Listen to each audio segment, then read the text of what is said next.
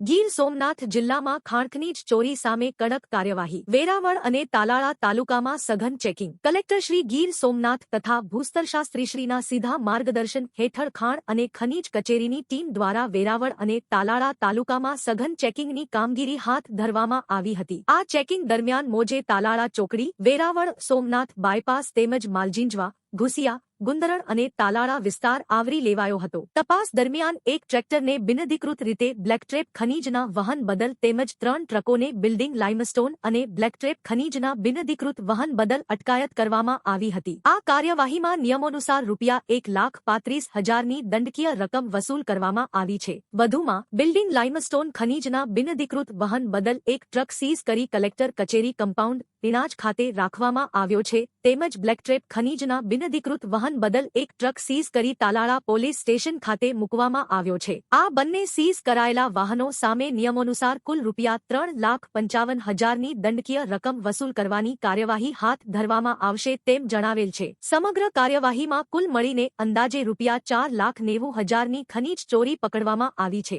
પ્રશાસન દ્વારા ખાણ અને ખનીજની બિનઅધિકૃત પ્રવૃત્તિઓ સામે કડક કાર્યવાહી આગળ પણ યથાવત રાખવામાં આવશે તેમ યાદીમાં જણાવેલ છે। અહેવાલ વીઆઈ જીકાણી, ચીફ એડિટર, રાજવંશ ન્યૂઝ।